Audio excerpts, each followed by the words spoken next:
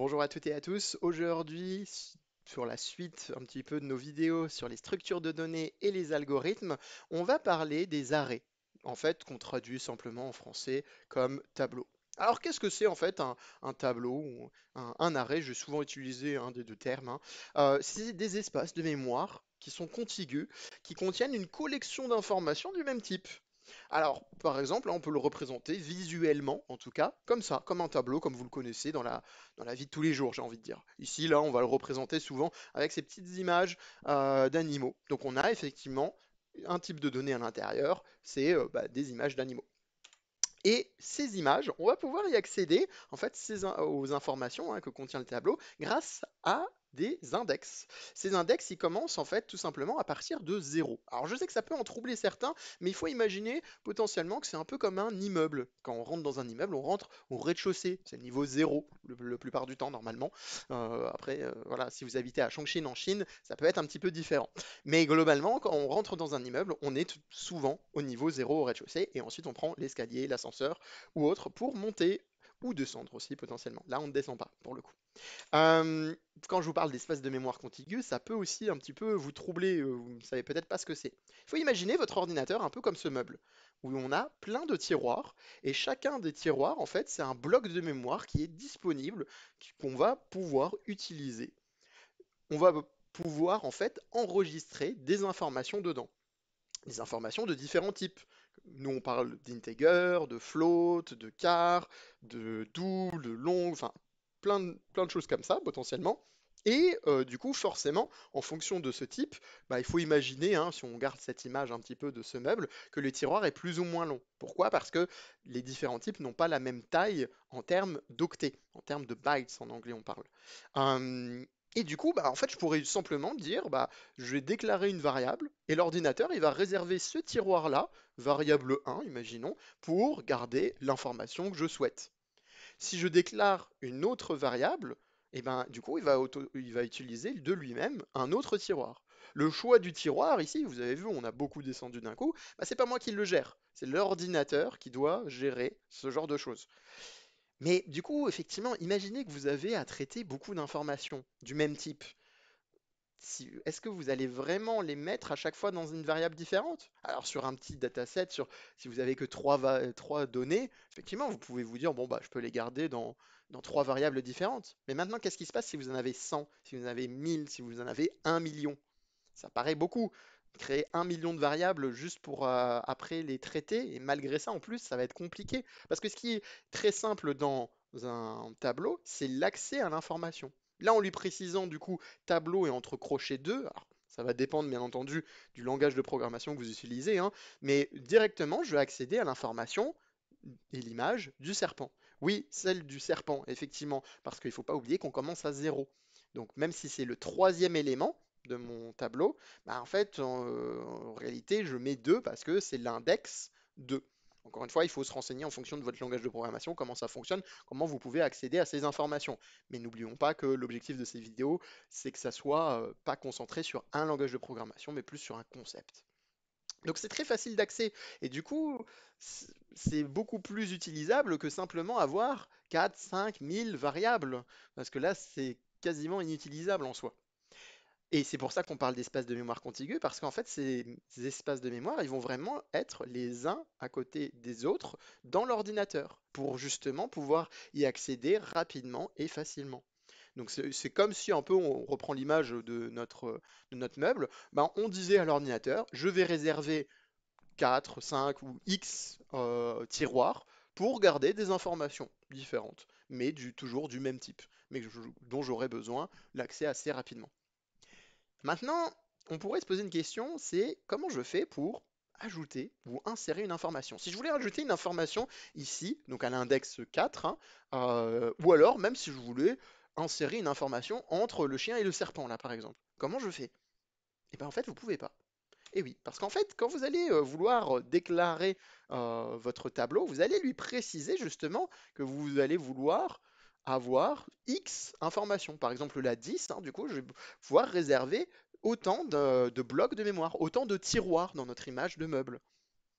Mais ça paraît bizarre parce que du coup, c'est quand même très embêtant parce que du coup, comment je fais si j'ai plus d'un coup d'informations mais je ne savais pas initialement? Ça va un peu me bloquer. Bon, vous inquiétez pas, en fonction des langages de programmation, il existe d'autres choses qui sont possibles. Parce que jusqu'à présent, en fait, on parle de tableaux statiques. Mais il existe bien entendu des tableaux, du coup, à l'inverse, dynamiques. Ça a d'autres noms hein, dans les langages de programmation. En Python, on va avoir des listes, en C++, on va avoir des vecteurs, même si les deux font bien plus de choses que ça, hein, simplement. Mais dans l'idée, c'est un peu ça. Donc comment ça marche en fait ces tableaux dynamiques? Parce que c'est quand même important à bien distinguer et à savoir comment ça fonctionne. Bah, imaginons que vous allez créer un tableau et que vous voulez seulement X informations dedans. Bah, en fait, en réalité, un peu comme vous le voyez à cette image, entre la déclaration, la ligne et les cases qui existent, bah, l'ordinateur, le programme, votre langage de programmation, il a prévu le coup en se disant, je vais réserver un peu plus de blocs de mémoire. Comme ça, justement, si on retombe sur mon cas où je voulais insérer une information entre deux variables, c'est pas un souci. Puisque vu que j'ai de la place en plus, je vais simplement décaler mes informations et insérer une information en plus. Donc là, l'image du dragon, par exemple. Mais vous pourriez me dire, est-ce que ça ne fait pas que repousser le problème, in fine? Parce que si j'ai un tableau, même dynamique, il a quand même une limite en soi à un moment donné. Donc qu'est-ce qui se passe si je veux encore refaire une opération en plus sur ce tableau, mais que j'ai plus de place? Vous vous inquiétez pas, bien entendu, ça a été réfléchi. En fait, même si c'est réglé avec un certain niveau d'abstraction, c'est des choses qu'on ne voit pas, mais en fait, en arrière-plan, qu'est-ce qui va se passer? Eh bien, il va créer un nouveau tableau avec plus de blocs de mémoire et il va simplement mettre les informations dans ce nouveau tableau, sûrement effacer le précédent hein, pour être plus particulier, mais bon, ça va dépendre des langages de programmation et de leur niveau un peu par rapport à la machine. Et il va réserver encore en plus des blocs de mémoire pour justement être réutilisable encore une fois avec des insertions, des ajouts, etc., etc. Vous le comprenez que les tableaux statiques et les tableaux dynamiques, il y a quand même une différence sur la performance, entre guillemets. Parce que ça veut dire que potentiellement il va devoir faire des étapes en plus quand il va vouloir insérer des choses et qu'il a dépassé la limite, et aussi il va réserver plus de blocs de mémoire. Ce qui, la plupart du temps, en soi, n'est peut-être pas un problème dans vos projets que vous allez coder, mais potentiellement, si vous êtes un peu dans un environnement où les espaces de mémoire sont limités et où c'est potentiellement des choses où vous devez faire très attention parce que ça peut casser quelque chose d'important, c'est un vrai problème et c'est quelque chose qu'il faut vraiment prendre en compte, un tableau statique et un tableau dynamique. C'est vraiment deux notions bien distinctes. Du coup, je vous ai dit qu'un tableau, ça pouvait contenir des informations du même type. Mais on peut imaginer, en fait, tout simplement, et c'est possible, des tableaux qui contiennent d'autres tableaux. C'est totalement possible d'avoir ça.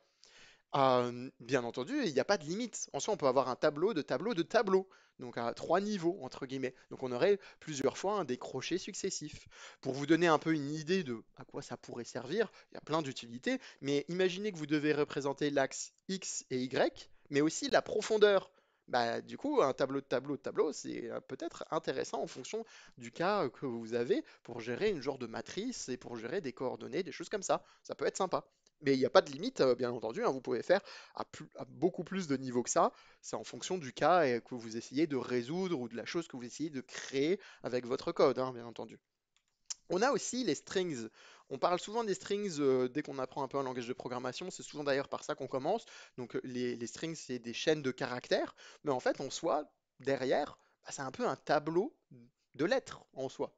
Alors en fonction des langages de programmation et du niveau de celui-ci, donc quand je parle de niveau, c'est s'il est plus ou moins proche du langage machine ou s'il en est plus ou moins éloigné avec plus de niveau d'abstraction, bah, vous allez devoir gérer une case en plus qui est le backslash 0.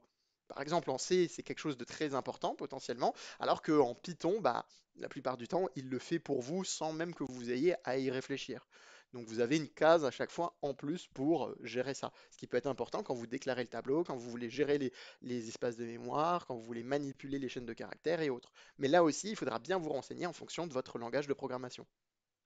Donc voilà, c'est un petit peu tout sur les tableaux. Encore une fois, l'objectif de garder ces vidéos les plus courtes possibles, on essaye de le maintenir, tout en gardant vraiment un esprit sur une information importante sur les données, les structures de données, pardon, et les algorithmes. Donc là, c'était la première.